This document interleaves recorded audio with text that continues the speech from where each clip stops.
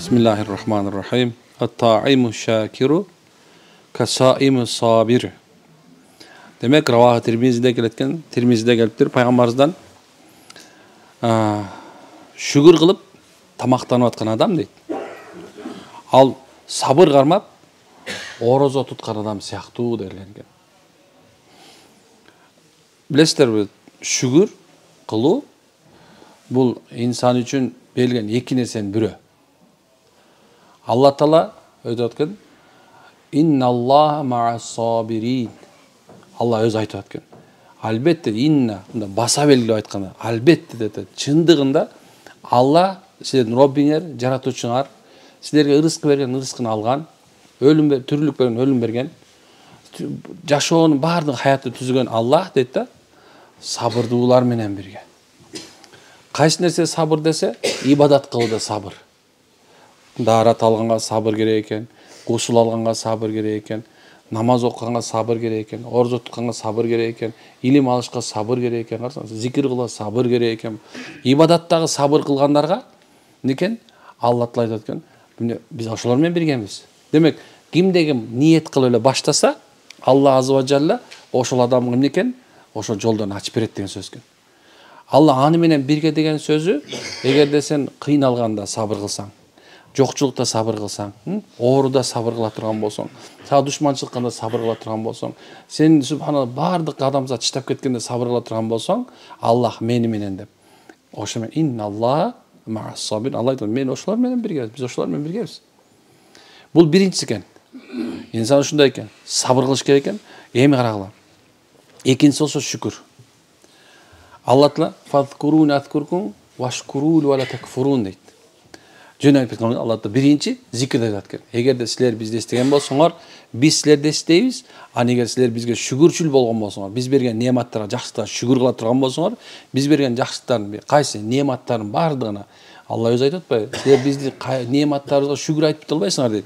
Бирок колуңан келишинче, акылың жетишинче, билип билгенче, туюп туйганча сен шүгүр айта турган болсоң, демек эмне Алла Таала биз анаркын кайра шүгүр кылган сен көбөйтүп беребиз. Бирок жөн эле көбөйтүп бербестен Аллах Таала ошону баардык тоскоолуктан чыгарып, баардык жамандыктан чыгарып, баардык күнөөдөн чыгарып, ага иман, хидаятты берип, карасаң эң чоң Алла берген жакшылардын бирөөсү эгерде дүйнөгө шүгүр кылса, бул деген Аллах берген хидаят. Алла тоофик берип койгон болсо, мисалы мүмкүнчүлүк берсе, сага намаз окуган. Бул сага Алланын берген жакшы не белеги бул. Эгерде Алла сага орзо тутушка мүмкүнчүлүк берсе, бул Алланын бир белеги. Эгерде Алла сага илим берген болсо, Алланын белеги бул. Эгерде Алла Таала сага жакшы аял берген болсо, бул Алланын белеги. Эгерде Алла сенен жаман аялды алып койсо да, бул Алланын белеги. Эгер Алла Таала сага рызкыны кааласа, аз кылып бирок көпкө жетер кылып, бирок көптү берип турупчу, Алла Таала кыямат күнү урпагыңа жеткизип коет. Алла Таала сага дүйнө берип туруп, эгерде сен ошол дүйнөңдү ахирет үчүн иштеткенге мүмкүнчүлүк берген болсо, бу да Алла Таала сен шүгүр кылган үчүн берген жакшылык болуп эсептелет. Унутпаш керек.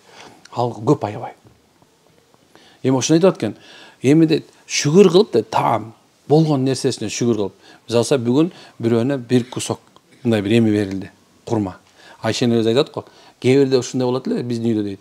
Бир айга чейин түтүн чыкпай калат дейт. Айшенин бир айга чейин пайгамбардын үйүндө, Расулаллахтын үйүндө, бул Хатимул Анбиянын үйүндө бир айга чейин эмне чыкпай калат экен? Түтүн чыкпай калат экен. Анан сурайт экен, силер ошо эмне жешиңер десе, Айшенин бир кара, анан бир чыны суу дейт. Бир кара деген мындай кичинекей бир курма. Курман аябай чоң боло турган болсо, мисалы, бул бармактан бир аз боло турат. Мен ошонун бирөөнү бир күндө бир жолу жеп, анан бир замзам менен же болбосо бир суу ичип кеткен болду экен. Мына ушундай нерсе. Бир күнү пайгамбар саллаллаху алейхи вассаламдын жанына Абу Бакр, Умар келди дейт.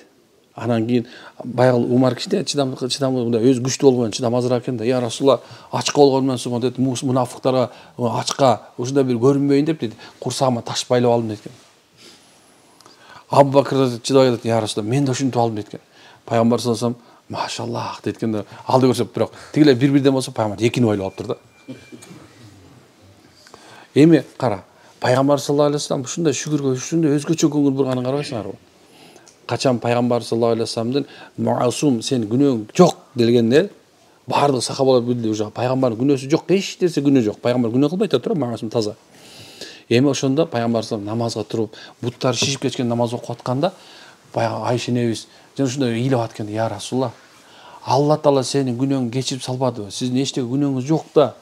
Эмче ушунча өзүңүздү кыйнайсыз дегенде, пайгамбар Айша дейт.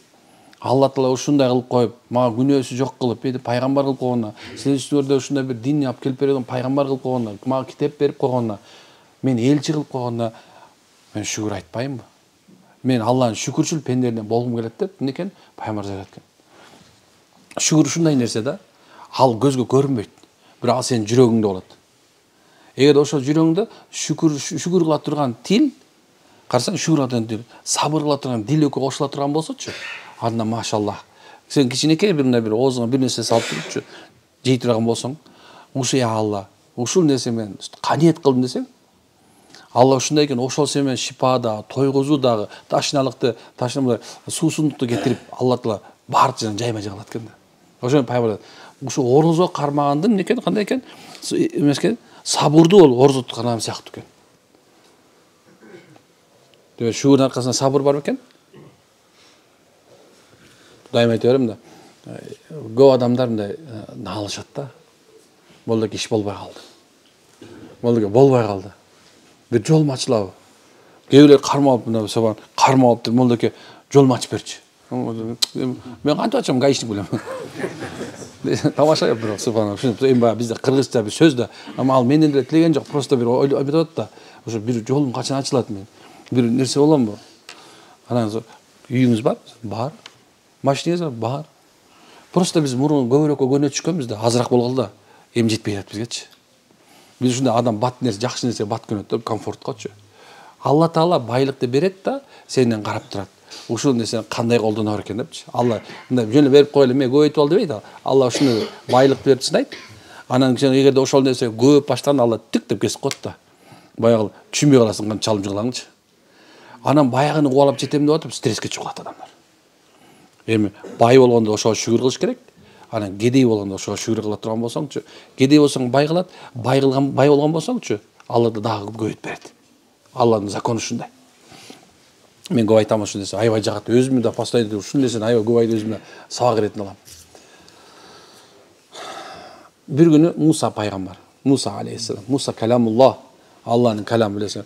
Пайгамбар дейт да, Муса дейт, мендей дейт, мен Мусадаймын дейт. Ал да аял ал дейт, ал да балалуу бол дейт.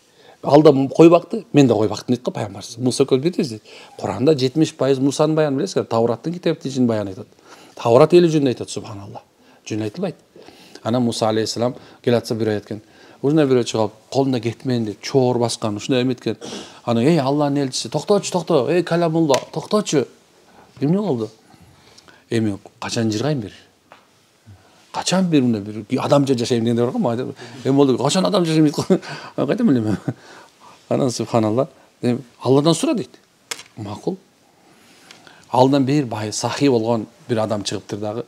Гани, сахи дейт го, бай, март бирөө чыгыптыр да айтат экен. Алланын элчиси, каламулла, айтчы дейт. Алла Таала качан мага берген токтотот деген экен да. Качан берген токтотот десе, макул мен сурайын. Бир нече убакыт өткөндөн кийин Аллах менен жолугуп, анан Муса алейхиссалам келатыр. Баягы бай адам алдан чыкты, сурайт экен. Муса. Жок, биринчи баягы чыгат экен. Кетменчи. Сурайт экен, эмне деди Аллах? Кудайың эмне деп айтты десе?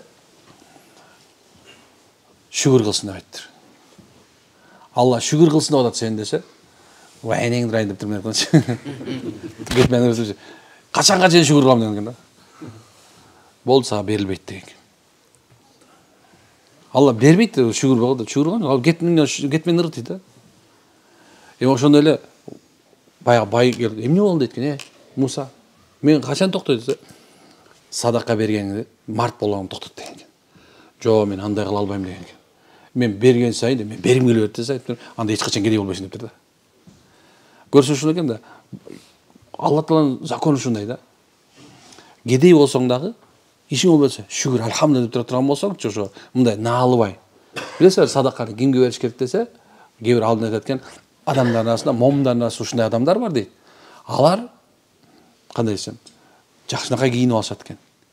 Бирөөдөн үмүт кылбайт экен. Кичине аракетин кылып жүрө берет экен, үмүт кылбайт экен. Аны ошондойлорду тапкыла дейт. Бирок ал чыныгы кедей. Бирок эч кимден үмүт кылбайт экен. Алласына, Роббисине жалынып, "Я Алла, сен бересиң, ашасың. Күнүнө бир кара келе турган болсо шүгүр, жок болуп кала турган болсо шүгүр." Ошон кыргызда сөз бар да. Эме экен, пайгамбар дейт. Жокко кайыл, барга шүгүр. Бул жөн эле сөз эмес туугандар. Демек, шүгүрчүл болгон тил, шүгүр айткан тил Алланын алдында дейт, Алланын алдында өтө бийик даражада турат. Алла жөнөкөй адамды, берешин адамды, шүгүрчүл адамды, анын эң жакшы көргөн сабырдуу адам экен. Ошо төртөө бейиштин биринчи катарында болот. Ибадат кылгандардан да өйдө турат. Анткени ал ошо ибадат кылып туруп, анан кийин акыйкатын көрсөткөн. Ибадат кылган адамдын, намаз окуган адам, эгерде каниет кылбай жүрсөчү, намазы толук эмес экенин ойлоп кое бергиле. Намаз окуп, бирок да бир шүгүр айтпай жүрсө, некен? Мында намаз толук эмес дегиле. Эгерде намаз окуп адип оңолбой аткан болсо, анда намазы оңол элек экен дегиле.